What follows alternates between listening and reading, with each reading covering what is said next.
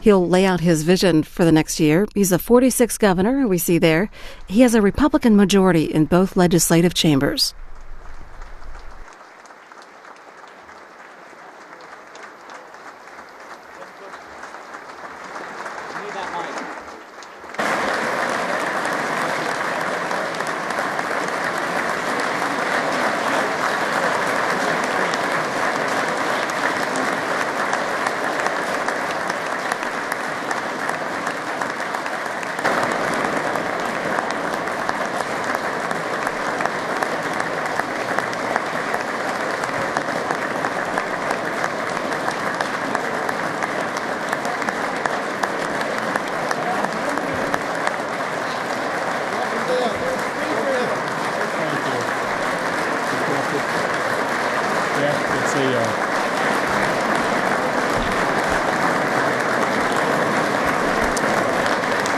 Good evening.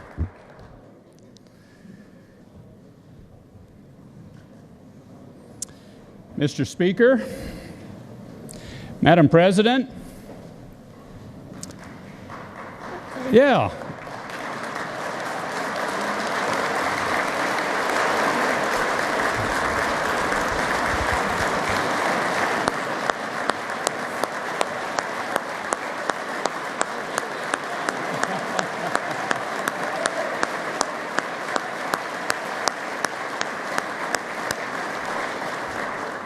you jumped my line. Now I'm going to have to repeat it, and you'll have to do that again, I hope. You'll be willing to.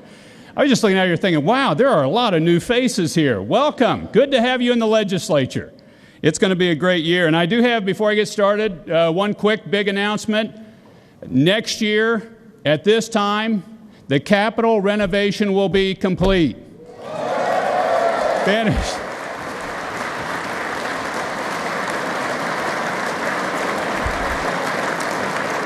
That's been about a decade in coming, but it does look beautiful. Legislators, justices of the Kansas Supreme Court, Lieutenant Governor Dr. Jeff Collier, members of my cabinet, leaders of the Native American nations of Kansas that are located in the state, my wonderful wife, Mary, the First Lady of the state of Kansas, my parents, well, yes, please.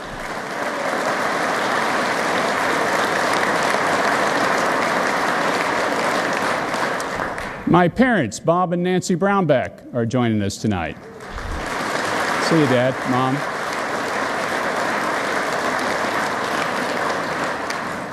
And my fellow Kansans, good evening. Kansas governors, for more than 130 years, have come in front of this body to discuss important business. I am honored to be the first governor to be able to say, "Welcome, Madam President."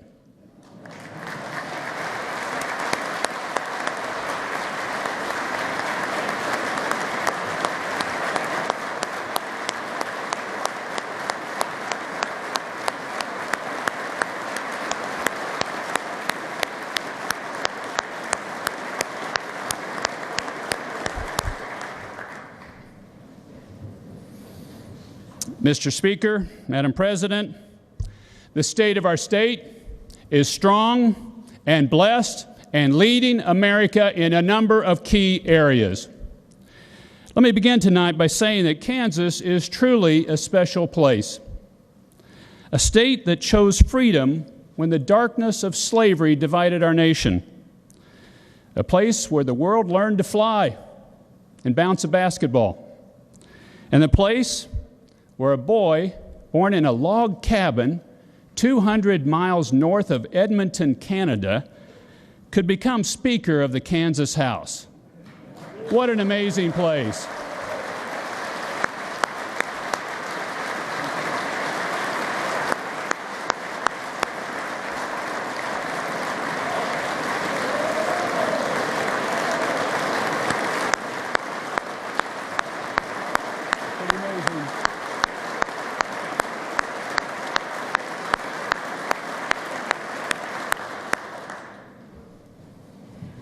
That sounded cold to me. Yes, Kansas is a special place, and it's our home. When our country seems adrift, Kansas leads to the stars through difficulty. In an era when many believe America has lost its way, Kansans know the difficult path that our nation must take. It is the well-worn sod tracks of hard work, thrift, patience, perseverance, faith, sacrifice, and family that will get us where we want our country to go. And as has been our tradition since statehood, our place, Kansas, will not be timid in doing what is right, even if much of the rest of the nation takes a different way. Where others choose to raise taxes, we will lower them, so our people have more money and not the government. Where other governments expand, we grow smaller. Where others choose to grow spending, Kansas grows jobs. In important ways, our state is going against the tide and reflecting really more the values of the greatest generation, the World War II generation, more than that of my own. Where some accept the breakdown of the family is simply unavoidable, we push back, knowing that strong families and healthy marriages are the best guarantee for the future of our kids.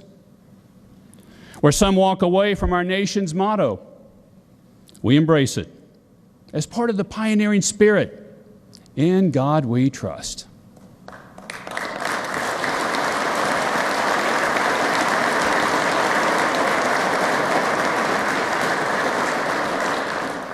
Yes, Kansas is a special place.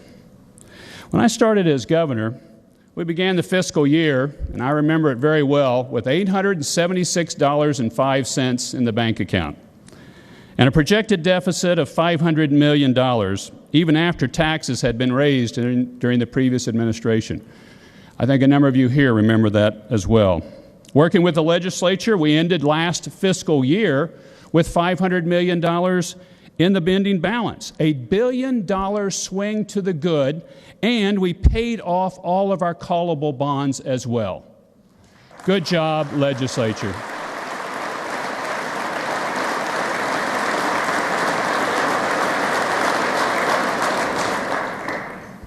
We're now in a strong fiscal position. The last decade, unfortunately, was a lost decade, where Kansas lost thousands of private sector jobs while the rest of America grew. In December 2010, our unemployment rate was 7%. Today, our state's unemployment rate is 5.4%, the 10th lowest in America. And Wichita State University projects that we'll add another 24,000 private sector jobs this year alone. That's good news.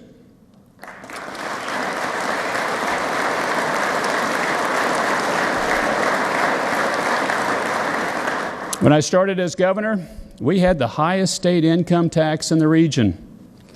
Now, we have the second lowest, and I want us to take it to zero.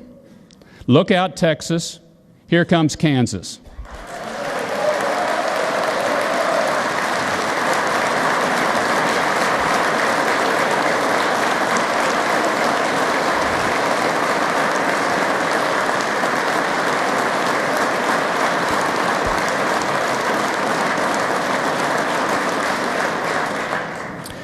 In the previous decade, we had population losses of more than 10% in nearly half of our counties.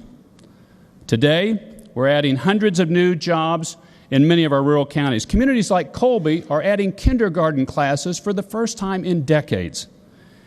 Kansas has been blessed. Although the current drought is harsh, our reservoirs and aquifer continue to give us the water we need. But now they need attention. Several of our reservoirs and many of our lakes need dredging from siltation. The Ogallala Aquifer needs local action to reduce its use and save some of it for future generations. Now, our forefathers and mothers sacrificed to provide for us. Now we must prepare and, in cases, sacrifice, so our children and grandchildren will be provided for. We will go forward by simply doing the right things for our kids. For one, we must reduce childhood poverty. Trillions of dollars have been spent since President Johnson declared war on poverty, and yet the childhood poverty rate nationwide has remained virtually unchanged at more than 23%. We need a new strategy. Kansans intuitively know what the Brookings Institute has reported, that the best way to combat childhood poverty is with three things: effective education, jobs, and family. Now, a key to a child's success is the ability to read. This morning, 40,000 Kansas children woke up, got dressed, and went to kindergarten. They're the class of 2025, and they are the future of Kansas. Being able to read is one of the greatest gifts that we can give these children, yet 29% of Kansas fourth graders can't read at a basic level. 29%. A goal of my administration is to ensure that each of the 40,000 kindergartners is able to read proficiently by the time they reach the fourth grade. We can do this. We must do this. It's important to our kids.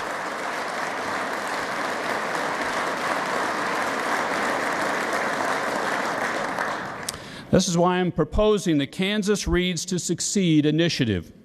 The proposal has three components. First, it will provide $12 million support to innovative programs to help struggling readers.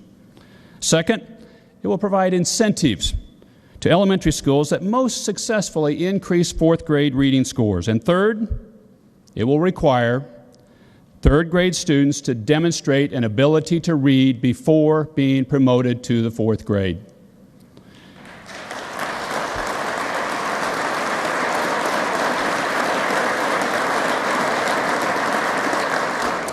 Passing children up the grade ladder when we know they can't read is irresponsible and it's cruel.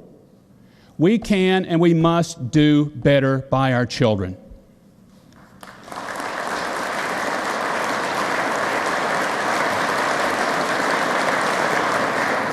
Now, it's never easy being a mom or a dad, but it gets even harder if one or both parents are not able to get a decent job.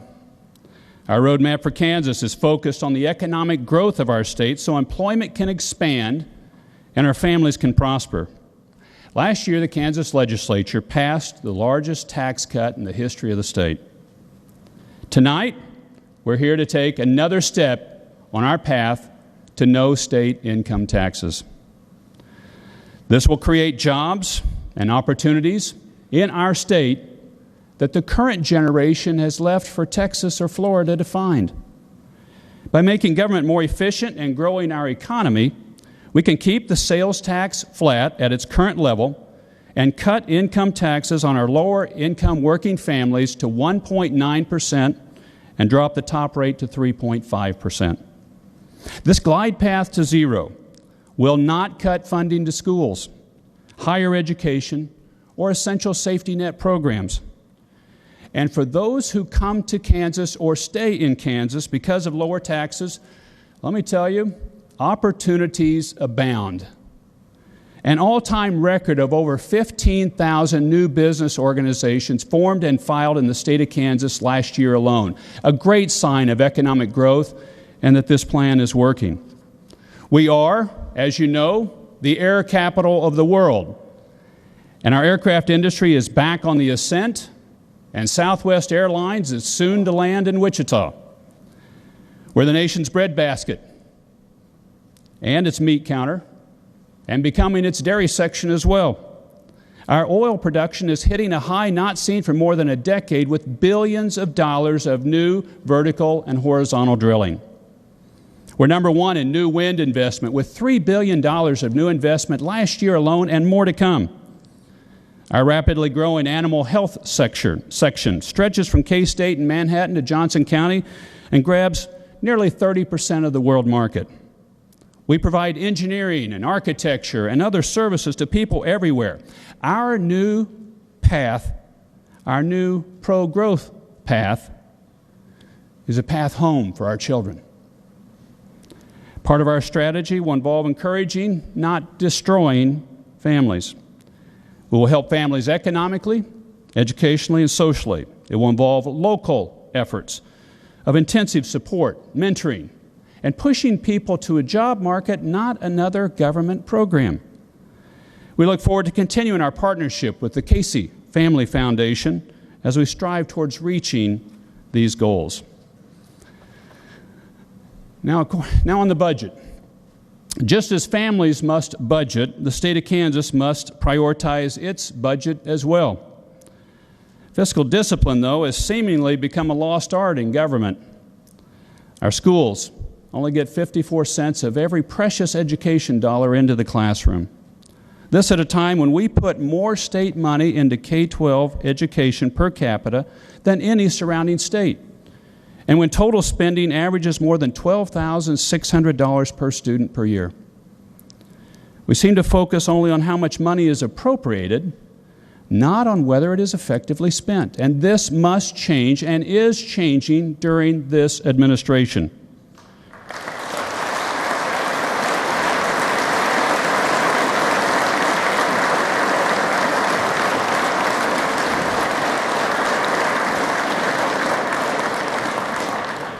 Now, I'm submitting to the legislature a full 2-year budget recommendation. This is something that used to happen in the past, hasn't for a while, but we're putting one forward, with substantial focuses on efficiency and effectiveness. This 2-year budget is balanced. It protects base state aid and increases total state funding for K-12 schools. It maintains stable funding for higher education. It also provides for educating 50 additional medical doctors every year at a new state-of-the-art medical training building at the University of Kansas Medical Center. We want the highest quality health care for our Kansans that's possible.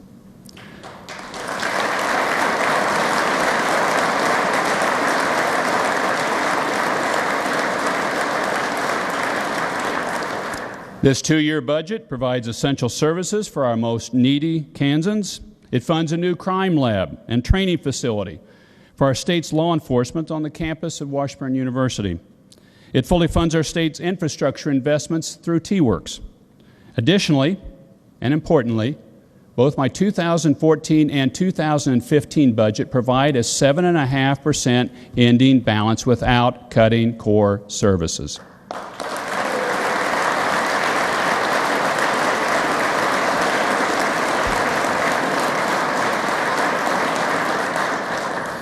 Now that stands in stark contrast to the $876 that was left in July of 2010.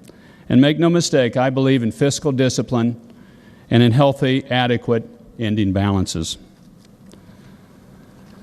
Now, trends matter, and for years, Kansas has consistently progressed to larger government, higher taxes, and unfortunately, though perhaps not surprisingly, more of our citizens leaving. We are changing those trends. My administration has worked to restructure and reform state government to be more efficient and more effective, but there's a lot more that we can do.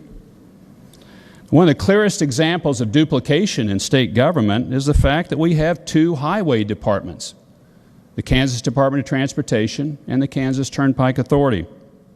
It is time that we realize the efficiencies to be gained by replacing these 2 operations and putting them under the same umbrella. We don't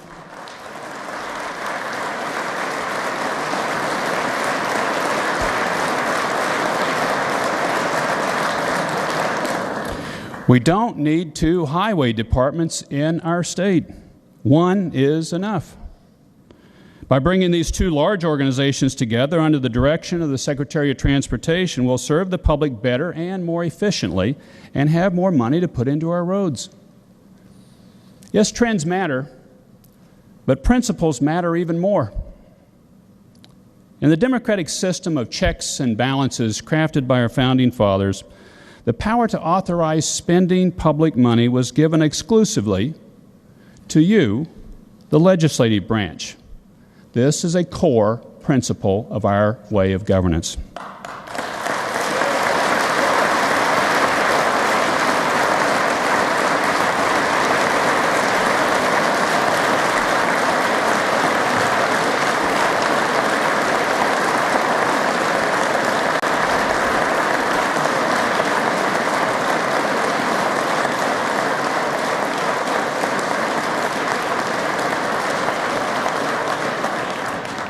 Now, as a former legislator, I'm highly protective of that power of the purse because I know, and it is, the primary power of the legislative body. It's not the power of the executive, nor of the judiciary. For the last 2 years, you, the legislature, have proven that you can increase state support for education while pursuing pro-growth economic policies at the same time. Balancing a wide range of public priorities is a strength of our representative system and how it operates.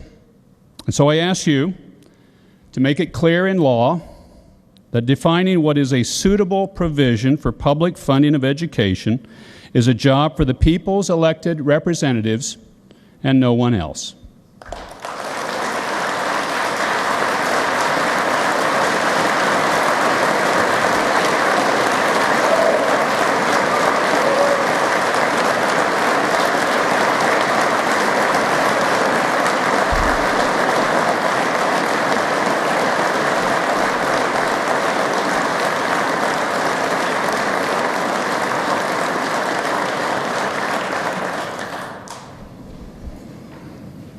Now, Kansans expect and are entitled to a government that is not beholden to any special interest group.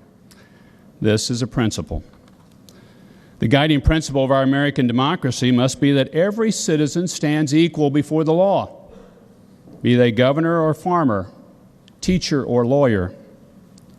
Unfortunately, our current system of selecting our appellate judges fails the democratic test. Rather than giving an equal voice to all Kansans in the selection of our judges, Kansas is the only state that allows a special interest group to control the process of choosing who will be our appellate judges. That is not as it should be. Here, the people rule.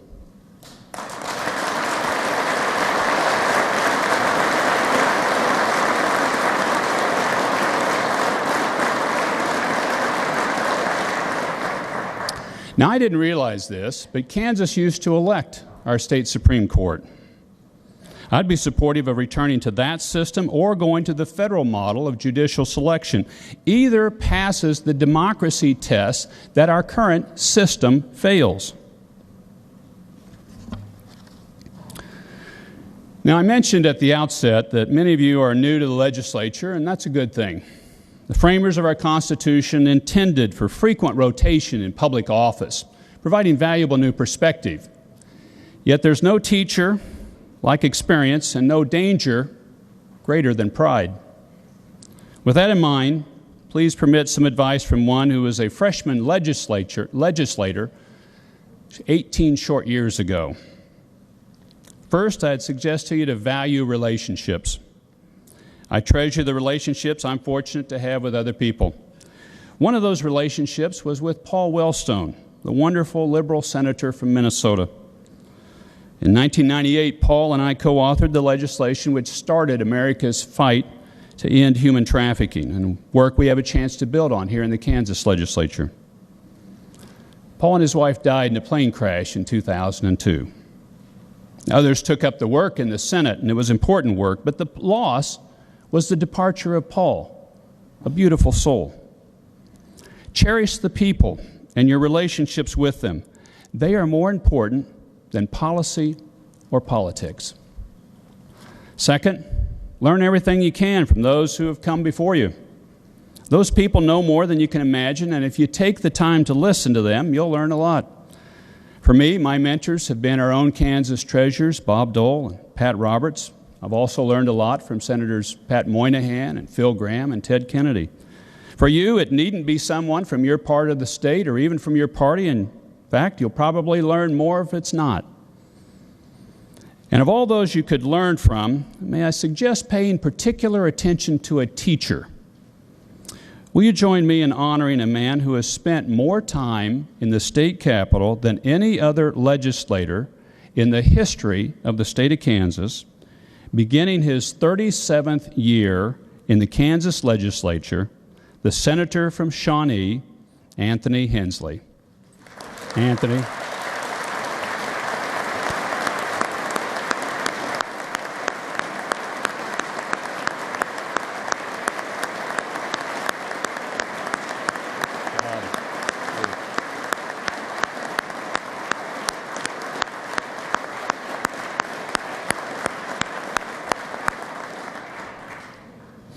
And I will take my own advice there as well. Senator Hensley often offers me history lessons in Kansas legislature, and I listen, and I will continue to do that. Now, there's another person you could learn a lot from who has worked in the State House even longer than Senator Hensley has. And his name is Don Westuba. Don has operated the State House snack shop since 1976. There may be people here who weren't born in that period of time. I'm not going to ask them to hold their hand up. But Don greets each day as a gift from God, and he truly is a gift of joy to this Capitol. Don, would you please stand up and take a bow?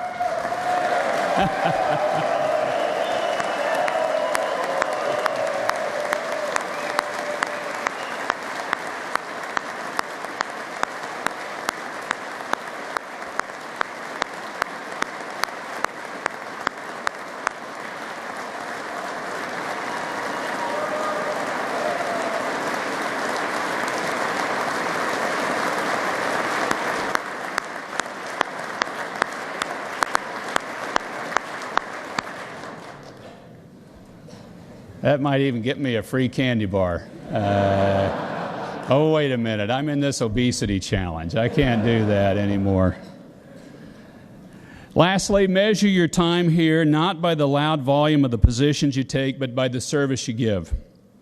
Learn the facts, stand up for what you think is right, and fight hard.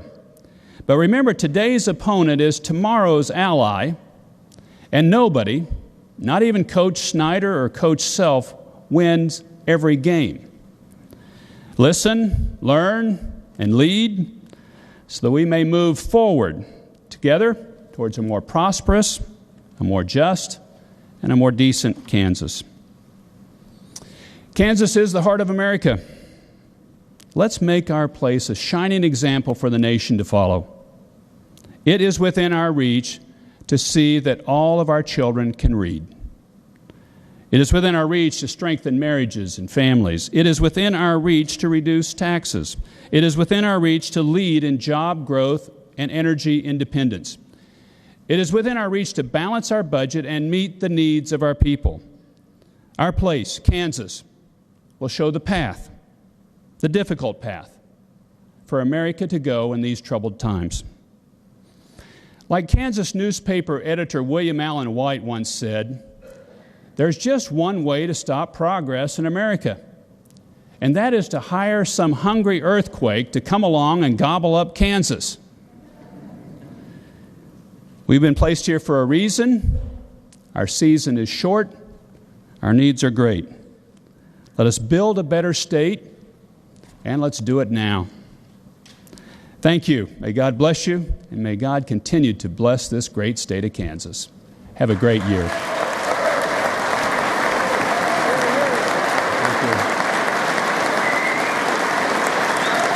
Thank you. Thank you. Thank you.